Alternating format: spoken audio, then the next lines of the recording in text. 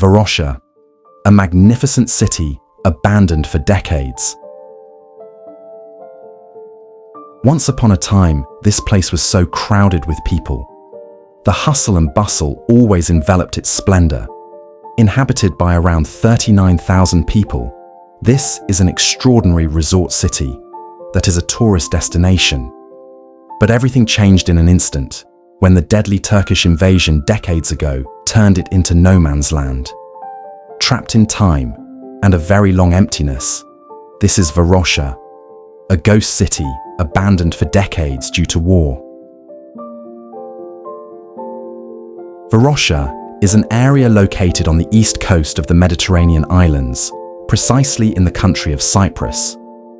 The city of Varosha comes from Turkish, which means suburb. This refers to its location on the outskirts. In the past, this place was a famous tourist gem visited by so many tourists from all over the world. Skyscrapers and hundreds of luxury hotels stand to support its tourism. The beach with white sand and blue water attracts hundreds of thousands of people every year. Varosha's peak popularity occurred in the last years before the war, from 1970 to 1974. Varosha was so famous that it was nicknamed the Las Vegas of the Eastern Mediterranean. But what can I say? The splendor and beauty in it are gone. Time seemed to have stopped, more than 40 years abandoned. Varosha is now known as a ghost town shrouded in a tense silence. Back to the past. Precisely in 1974, the Turkish military invaded Varosha, which was then under Greek control. The Battle of Varosha was one episode in the conflict between Turkey and Greece related to the country of Cyprus. This conflict was triggered by ethnic disputes between Greek Cypriots and Turkish Cypriots. During the war, this city witnessed fierce fighting between Turkish and Greek troops. When it all happened, the residents of Varosha fled, leaving their homes and all their belongings. And in the end, the Turkish troops managed to control this city. After capturing Varosha, Turkey declared the city a no-go zone, and it was forbidden for anyone, including its native inhabitants, to enter or live there. The zone remains closed to this day and has since become one of the symbols of the unresolved conflict between Turkey and Cyprus. In 1984, the UN held talks between the parties involved in the conflict here. However, the Varosha issue remains one of the most difficult points of dispute to be resolved.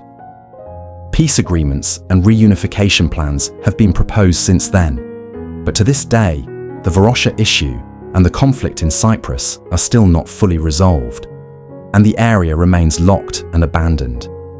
As the years pass, the overgrown bushes take over the city. The buildings look worn out by time. The windows and plaster of old hotels are falling off. Dust collects in luxury car dealerships, and the residents' belongings remain untouched, a sign that this place has been untouched for so long. All those who once lived here have not set foot there since 1974. But since hope emerged in 2020, this place will be reopened to the public. Turkey plans to revive tourism in Varosha, but to enter here, still have to go through the Turkish military checkpoint. People can explore the city, enjoying the remains of the splendor that once took place here. In July 2021, Turkish President Rashid Erdogan announced that 3.5% of Varosha would be open to the public as a pilot project, and stated that life there would be restored for the good of everyone.